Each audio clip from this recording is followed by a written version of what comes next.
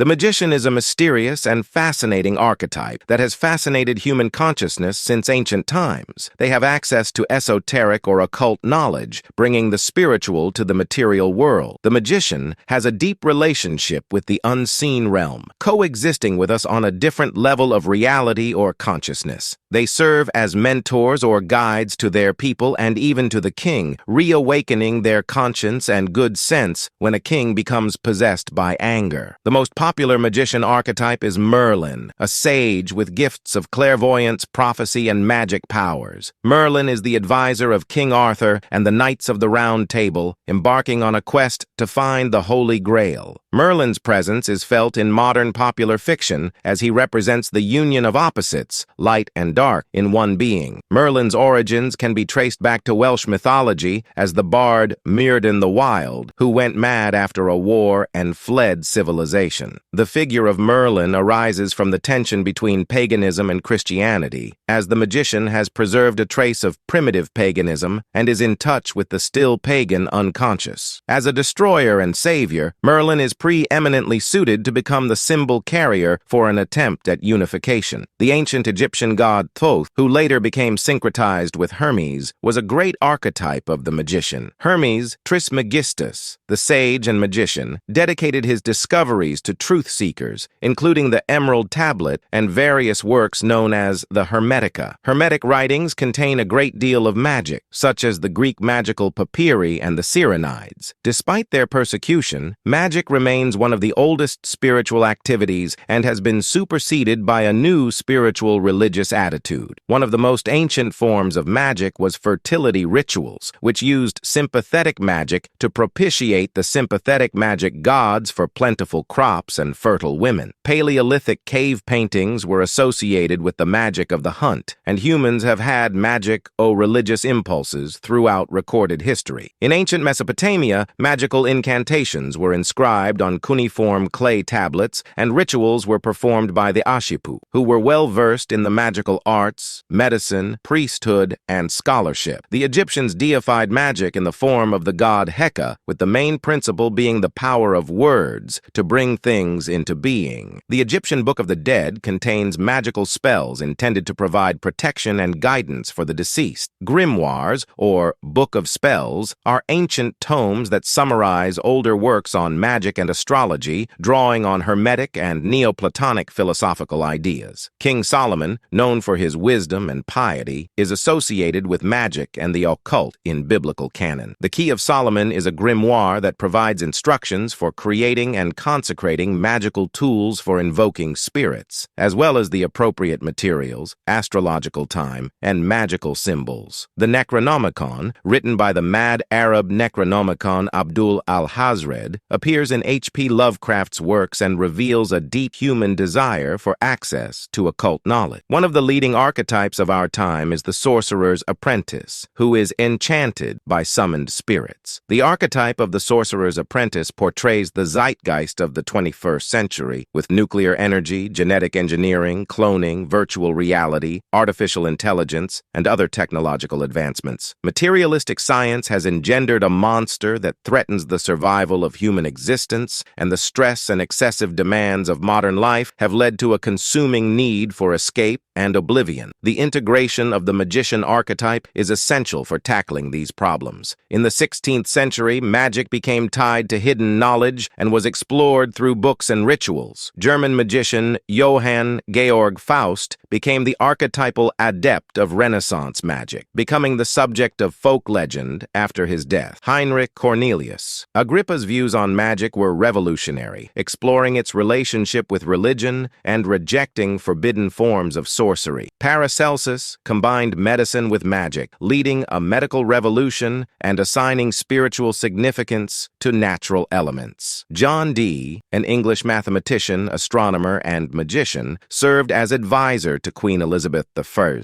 and amassed one of England's largest libraries. They created the angelical or Enochian language, supposed to have been revealed to them by angels during their mystical interactions. Alchemy found a resurgence resurgence in this period, with legends stating that Nicholas Flamel discovered the Philosopher's Stone and attained immortality. There are two main types of magic: low magic, often associated with simple spells, charms, and witchcraft, and white magic, which is selfless and virtuous. White magic is backed by a strong moral character and results in greater interior enlightenment, while black magic abuses power for selfish gain. Magicians, wizards, and sorcerers are often used as synonyms, but there are subtle differences between them. A magician refers to anyone who practices magic, while a wizard is typically a wheezy old man who has studied the magical arts over time. The ancient Celtic cultures, including the Druids, mystics, and Gnostics, were influenced by the immortality of the soul and metempsychosis. These philosophers engaged in meditation, prayer, and rituals to attain personal knowledge and oneness with the divine. The shaman, a technician of the sacred, is often present in Siberian and Native American tribes and is known for his mystical communion with the world of spirits. Shamanism is considered the oldest system of healing known in the world, with priesthood and psychotherapy rooted in the primitive phenomenon of shamanism and the existence of medicine men. Priests often serve as spiritual leaders within their religious ceremonies, conducting rituals and acting as intercessors between humans and the divine. Analytical psychologists, like shamans, seek to heal patients and teach them about dreams, which guide them towards the self, the total personality. The sacred symbol of the mandala represents the self, which is represented by the sacred symbol of the mandala. Magic, miracles, and parapsychological happenings share a common theme: the archetype of the miracle, which involves an attitude of hopeful expectancy. The magician is responsible for seemingly miraculous eruptions into our everyday world, offering unexpected glimpses of the transcendent world and aiding in the lifelong task of attaining a higher level of consciousness and recognizing the higher power. Energy is considered matter, and the law of conservation of energy states that energy can neither be created nor destroyed. Often, everyday people unknowingly use the principles of magic without realizing it. The magician archetype is a powerful figure who controls the mystical laws, which are reflections of physical laws. They believe in the transcendent unitary world known as the unus mundus, where inner and outer reality coexist. This magical and sacred plane is immanent in ourselves, others, and the cosmos. The order we establish in our inner world corresponds to order in the external world, and for a peaceful world, we must become peaceful ourselves. The golden rule, do to others as you would have them do unto you, is a fundamental truth shared by almost all world religions. The principle of karma suggests a relationship of cause and effect, with actions influencing future and rebirth. There is a fundamental law of universal equilibrium in nature where what you do to others will come back to you. In Hindu and Buddhist cosmology, Indra's net contains infinite jewels, reflecting all other jewels in the net. The mana personality, an extraordinary and compelling supernatural power, is a dominant archetype of the collective unconscious. The shadow magician, a practitioner of black magic, has no interest in helping others but controls or manipulates them for their own benefit. Taking on an archetype eliminates one's humanity, leading to grandiose beliefs, megalomania, or a messiah complex. The dark magician believes in himself as a god due to his healing power, falling into hubris. Integrating the shadow is essential to prevent consciously using our power for evil purposes. The magician and trickster archetypes are often associated with illusionists, who can shapeshift, create illusions, and confuse us. The underlying essence of magical art is revelation, as the magician has the power to reveal the basic structure underlying all appearances by stripping away unnecessary details. This veil of Maya conceals the true character of spiritual reality, creating the cosmic illusion that the phenomenal world is real. In Hinduism, we are part of the Supreme Being's Leela, divine play, revealing the interconnectedness of all existence. The number 1 in tarot represents undifferentiated totality, out of which comes the two opposites, a necessary conflict for the possibility of consciousness. Elevation, however, is motion toward unity, and the magician's task is is to unite with the one source, from where we all come from and will return when the time is right. In the Red Book, Jung dedicates a chapter to the magician, meeting Philemon, his inner wise old man and magician. He explains that magic is precisely everything that eludes comprehension, and that it is reborn with each and every one of us. We need magic to receive or invoke the messenger and communication of the incomprehensible. The integration of the magician archetype involves listening to our inner voice, conscience, or intuition, awakening the inner magician, and delving into one's own psyche and inner images. By delving into the unknown into the known, the unconscious into consciousness, that is magic, and that is the purpose of the magician archetype. Jungian psychology focuses on the integration of the magician archetype, which is part of the individuation process. The magician not only perfects their art for practical purposes, but also has extensive knowledge about it and its connection with one's way of life. The issue is not to get rid of inner negativity, but to transform it by allowing it to resurface, be acknowledged, and take on a new form. This can be seen in personal relationships when we talk through our pain or anger and come out the other side feeling more intimate and loving than before. The highest form of healing is the balance between body, soul, and spirit, which can be achieved through good nutrition, exercise, a connection with our innermost self, and staying true to our spiritual source. Magic often involves prayer, as many magicians simply ask for what is needed: health, forgiveness, transformation, or resources. The number 7 is considered the most mystical of all numbers and represents fullness and completion. Thoughts create reality, and the power of the mind can even heal sickness. The law of attraction suggests that positive thoughts bring positive results, and negative thoughts bring negative outcomes. However, psychologically, it is too one-sided. We must surrender to both the positive and negative, which must coexist for the fullness of being, psychic wholeness, balance, and harmony. To awaken the magician within, one can become conscious as they enter altered states of consciousness. Synchronicities become more frequent, and inner images suddenly materialize in our outer reality. The inner magician can help us become aware of our visions of power and transform them into reality.